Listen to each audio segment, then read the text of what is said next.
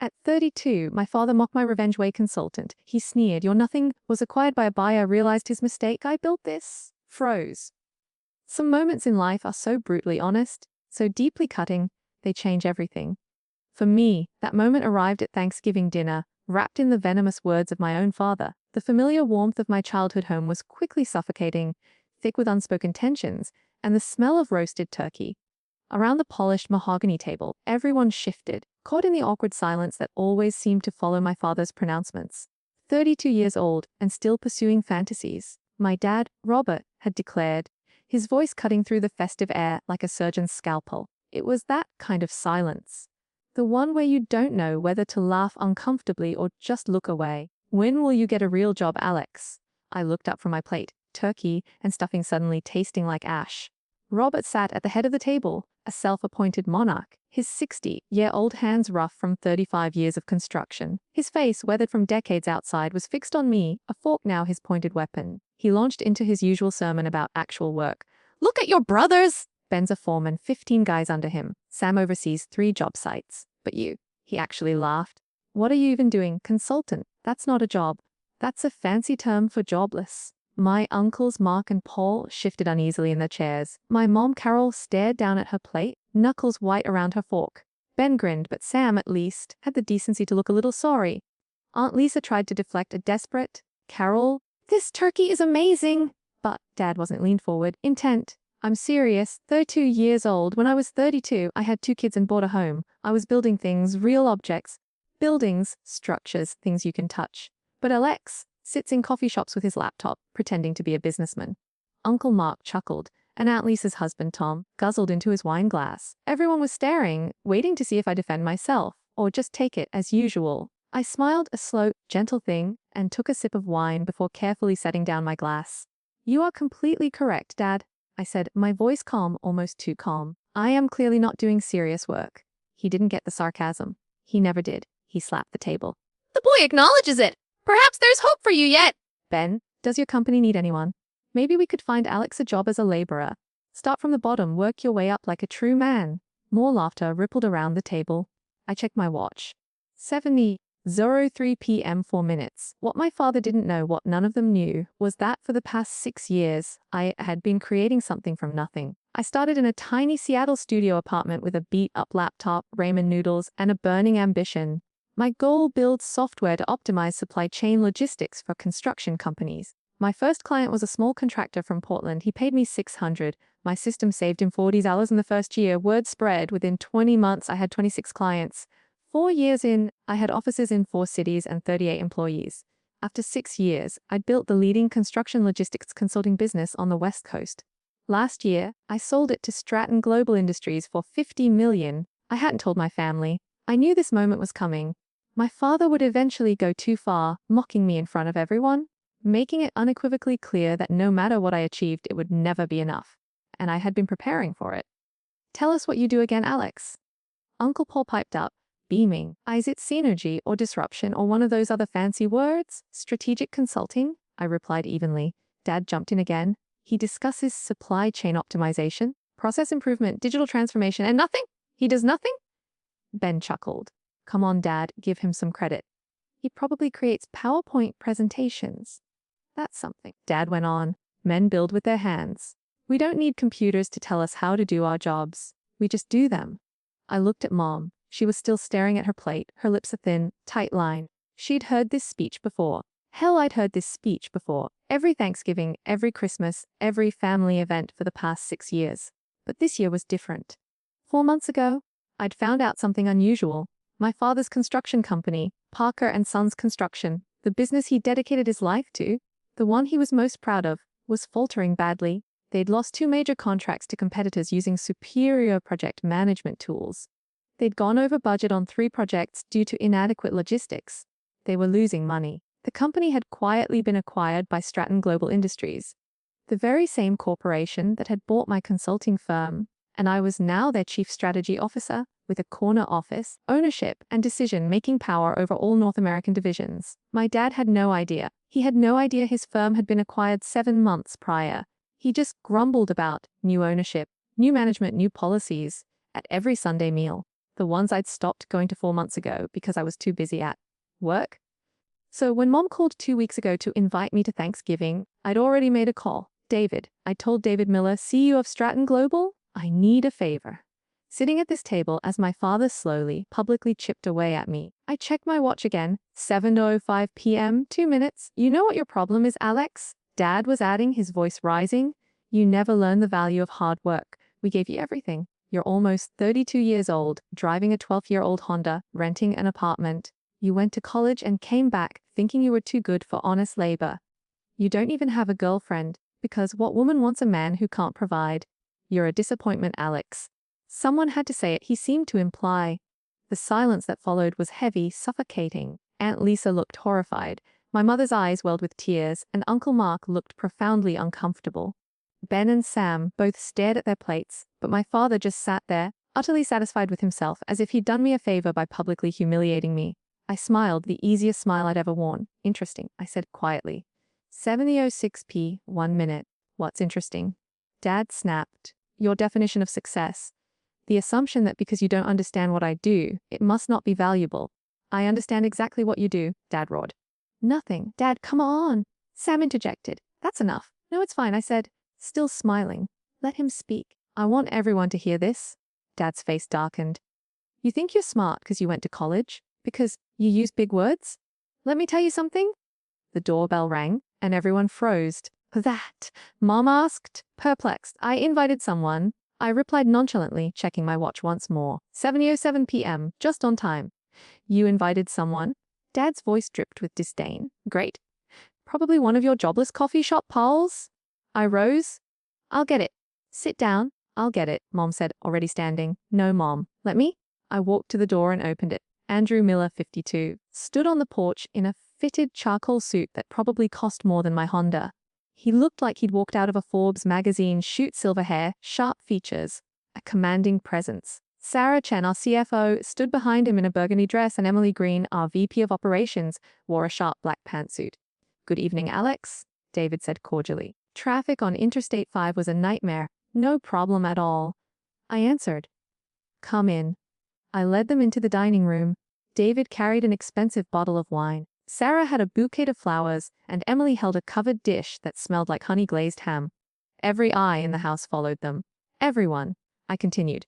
These are David Miller, Sarah Chen, and Emily Green. They work with me. Oh, how very sweet, my mother remarked, puzzled but polite. Please, sit down. We have plenty of food. Dad barely looked up. So, these are the consulting guys. Sure, fit in someplace. David Miller's eyes roamed the table until they fell on me, at which point his entire demeanor transformed from casual, pleasant, to something between shock and true dread.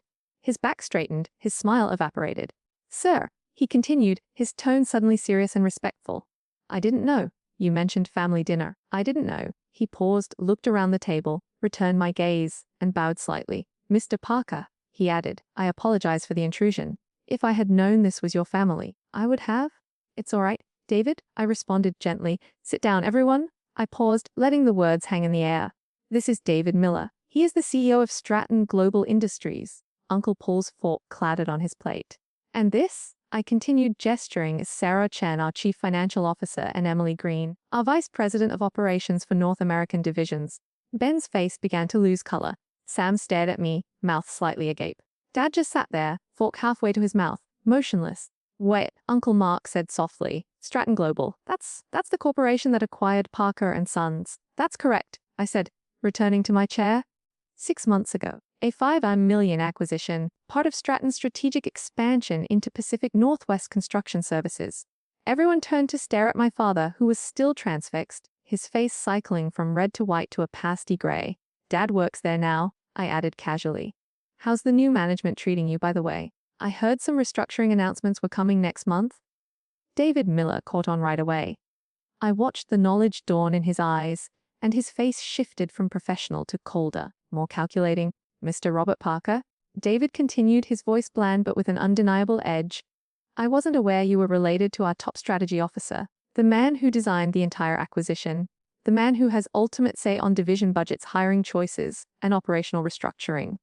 The hush was total. My father mumbled. Wait, his voice broke. You're my boss's boss. Yes, Rachel leaned over and murmured something to David, who nodded slowly, his gaze never leaving my father. Extra, Parker. David continued. I've been examining the Q3 performance reports. Your division, the historic Parker & Sons contracts, has underperformed expectations. Margins are down 14%. There has been debate about eliminating superfluous personnel in that section. Redundant. My dad's voice was scarcely heard, but of course. David continued, staring pointedly at me. I'm sure your son would not want us to make any hurried judgments concerning his father's career. Would you, Alex? Everyone in the room was now looking at me, waiting. My mother's hand covered her mouth. Ben seemed to want to disappear into his chair. Sam's face had gone absolutely pale. Aunt Lisa's eyes were wide, something between dread and morbid interest. I took a drink of wine, letting the moment breathe, letting them all sit in it. Tell me, Dad, I eventually murmured, putting down my drink. What did you say about actual work? His lips opened and closed, producing no sound. Because I'm trying to understand, I said, my voice calm and even compassionate. I want to make sure I have this right. Construction is a genuine job. Building things with your hands is beneficial. But strategic consultancy, supply chain optimization, and digital transformation?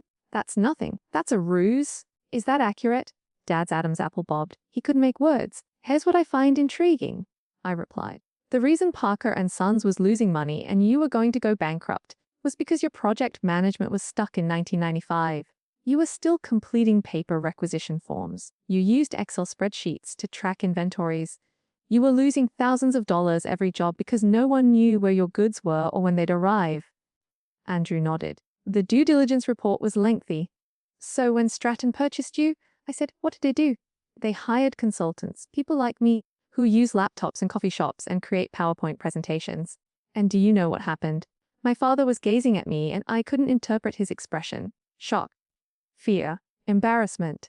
Your division's margins increased by 8% in the first quarter under new management. And I said, all because someone implemented the kind of pretend work you just mocked me for doing.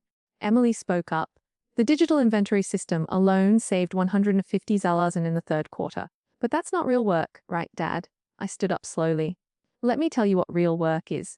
Spending 6 years building a company from nothing, working 100-hour weeks to prove a concept everyone said was stupid, and earning every single client through results rather than inheritance.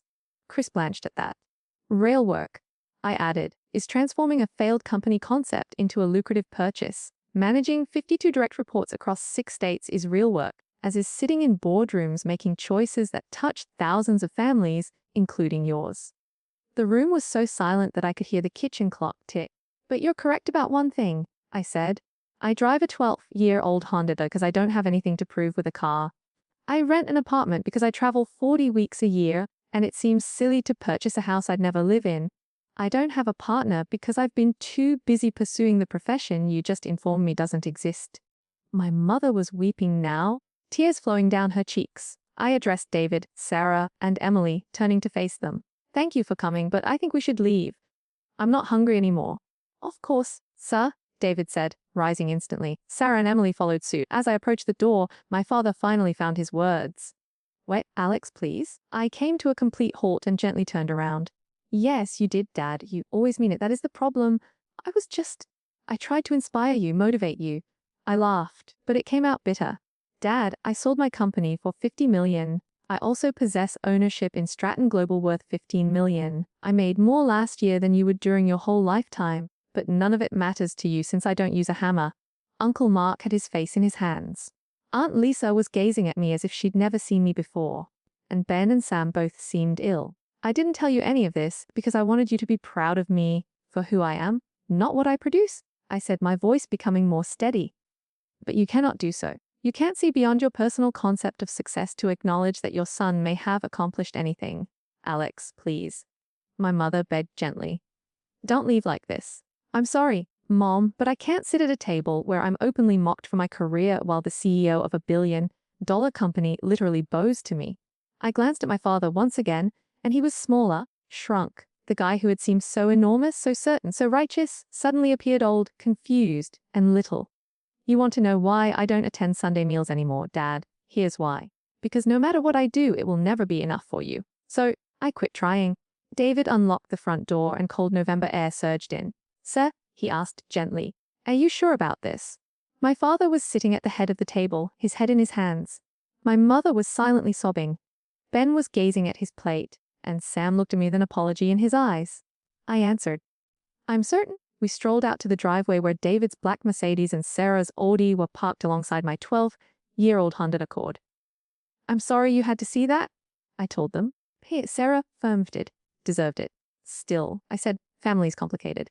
Speaking of which, David stated cautiously about the restructuring plans for the Parker and Sons subsidiary. "Don't fire him," I responded instantly. David lifted his eyebrow. "Don't fire my dad or my brothers," I clarified. "Keep them right where they are. Same position, same pay. Alex, your dad just. I understand what he did, but my mother does not deserve to lose her house because her husband is a, well, you know, and my brothers have spouses, children, and mortgages." I shook my head. I did not do this to ruin their finances. I did it to make a point. And what was the message? Emily wondered. That success isn't one size fits all. That real work comes in many forms, and that maybe, just maybe, he should have believed in his son. David gave me a long look, then grinned slightly. "You're a better man than I would be in your position. Maybe," I said.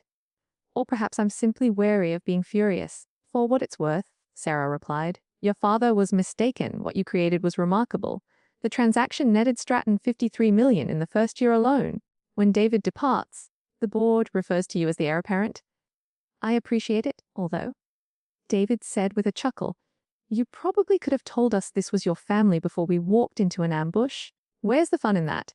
We spoke for a few more minutes about work, Q4 estimates, the Christmas party next month, regular, professional topics, the type of conversation I had every day with people who valued what I did. They departed at 7:35 p.m.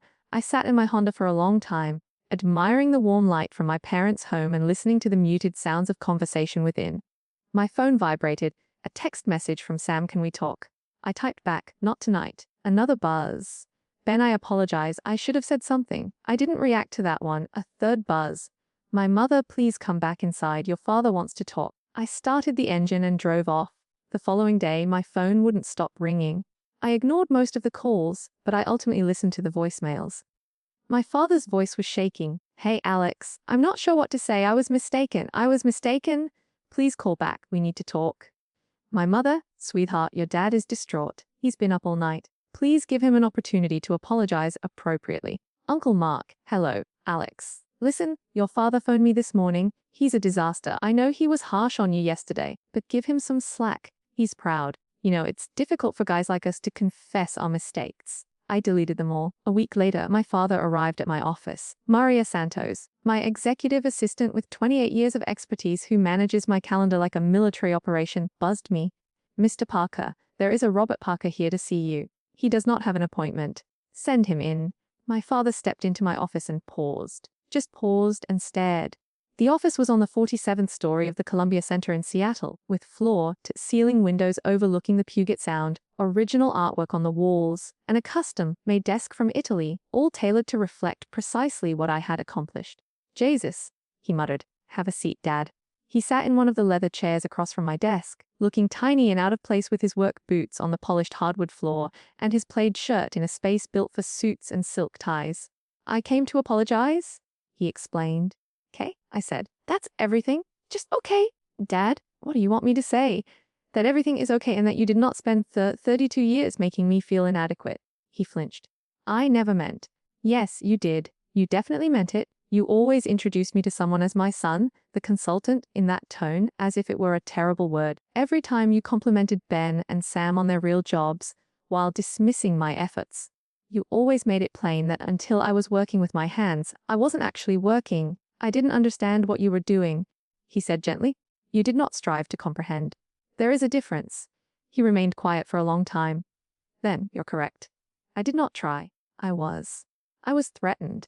I felt intimidated by you, by what you were doing, and by the fact that you were doing something I didn't comprehend, which meant you were entering a world I couldn't follow." He massaged his face with both hands. "Your brothers are doing what I did, building. I get it. I can provide them advice and share my expertise, but you went someplace I couldn't go. And instead of taking pride in that, I was unkind." He finished. "Yeah, I was cruel." I leaned back in my chair, staring at this man who had appeared like a giant to me as a youngster, so powerful and sure of himself. Now he merely seemed exhausted. "Did you know?" I asked, On my 16th birthday, you told me I'd never amount to anything because I preferred reading to working on construction sites. Jesus, Alex Butts. Or when I got accepted to UW with a scholarship, you said college was a waste of time for someone like me. I was wrong. Or when I told you about my first client, you laughed and said I'd be bankrupt in 6 months. He didn't answer, just sat there and took it. I kept waiting for the time when you'd finally say, "I'm proud of you, son," but it never came. Not even when I got my 50th customer. Not when Forbes featured my firm in an article on innovative companies. Not when I sold the firm for enough money to retire at 30. Nothing I accomplished was ever sufficient. Because I'm an idiot, he answered slowly. Because I'm a stupid, stubborn old man who doesn't know how to say the things he should say. That's not good enough, Dad. I know. He glanced at me with burning eyes. I know it isn't, but I'm going to say it anyway. I am proud of you. I'm proud of what you created. I am proud of the guy you have become, and I apologize. I'm really sorry I waited until you humiliated me in front of the entire family before admitting it. The hush stretched between us. What do you want from me? I asked finally. A chance, he said. A chance to do better, to be better, to actually be the father you deserved instead of the one you got. I stared out the window at the Seattle cityscape, the gray waters of Puget Sound, and the mountains in the distance. I don't know if I can do that, I said honestly. I don't know if I can just forgive 32 years because you finally realized you were wrong. I am not seeking for forgiveness. Not yet.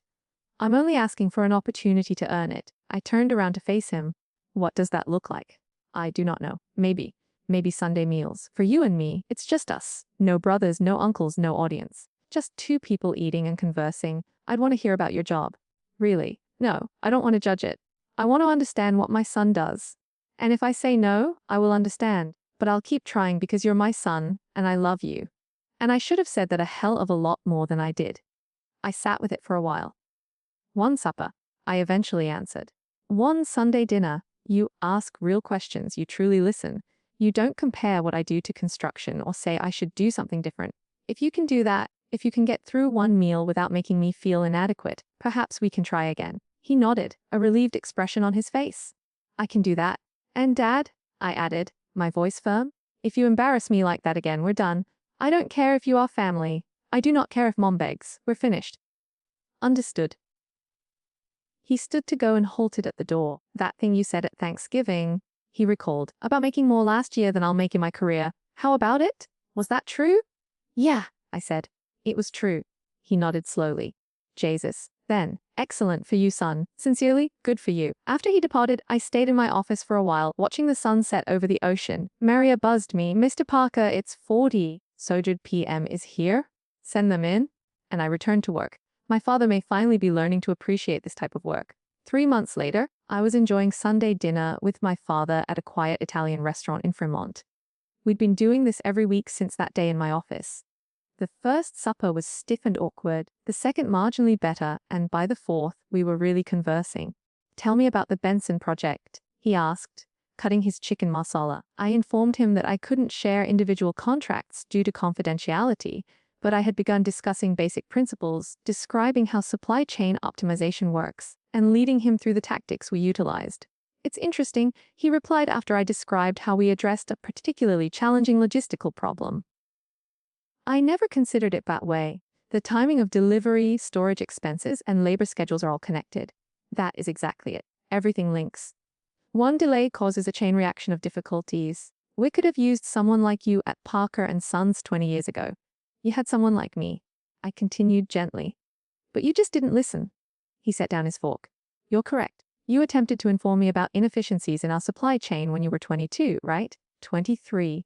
The summer after I graduated. I ordered you to shut up and let the men who understood what they were doing handle it. Yeah, I apologize. I understand. We ate silently for a time. Then he inquired, are you happy? The question astonished me. What? Are you satisfied with everything in your life, including your career? I thought about it. Yes, I believe I am. It's difficult and sometimes taxing, but I enjoy what I do. I enjoy problem solving, creating systems, and making things more efficient. That's excellent. He responded. All I ever wanted was for you boys to be happy. I just had a dumb, restricted image of what happiness should be like. Do you know what made me happy? I said. Last week, you inquired about my work without passing judgment. I was pleased that you listened to my explanation without attempting to connect it to building. He grinned, a genuine smile rather than the artificial ones he had previously displayed. Then I'll keep doing that. 6 months after Thanksgiving, my mother called. Alex, honey, would you want to come to Sunday dinner? Not in the restaurant, here at home. I do not know, Mom. Ben and Sam want to apologize properly. Your father spoke to them. Really talk with them. They now realize what they did wrong. I paused. Please, she was saying, give them a chance like you gave your father a chance. So I went. When I got in, Ben and Sam were waiting in the living room, both standing up. Hey? Ben began hesitantly. Thank you for coming. What is this about? We're sorry. Sam replied. Thanksgiving, and all the other times, for treating you as if your accomplishment wasn't important since it wasn't construction. We've been talking to Dad, Ben told me, about what you do, about what you built, and we realized we were. Yes, I answered, you were. Well, I'd like to change that, if you'll let us. Don't. I looked at my brothers who were both in their early 30s, had kids, and were visibly uncomfortable but trying hard. Okay, I responded, finally. We can try. We had dinner, and while there were awkward silences and moments of stress, it was better and different. As I was leaving, my father led me to my car. Thank you, he was saying, for coming tonight, for giving them a chance. Don't thank me yet. Let's see whether they genuinely change. They will. Because they saw what I almost lost? He took a breath. I almost lost my son because I was too stubborn to admit I was wrong. They don't want to make the same mistake. I got into my car but did not immediately start the engine. Dad? Yeah. How did you feel when David stepped in on Thanksgiving and addressed me as, He was silent for a long time. Then, shame. Completely unbearable shame. Because at that point I realized I knew nothing about my own son while everyone else witnessed what you'd accomplished. But I was so preoccupied evaluating you that I never looked. Good, I answered. Do you remember that feeling? Because if you ever make me feel little again, that's where we'll wind up, with you knowing nothing about me because I won't give you the opportunity. I understand. I drove home thinking about how bizarre it was that the moment designed to disgrace my father had instead began to restore our relationship, that the worst Thanksgiving of my life resulted in the finest 6 months. A year after that supper, David Miller announced his retirement, and the board formally named me his successor. It's strange, isn't it? How a moment of ultimate humiliation can somehow become the catalyst for healing. Have you ever had a confrontation that felt like the end, but turned out to be a twisted kind of beginning? Share your stories and thoughts in the comments below. I'm genuinely curious to hear them.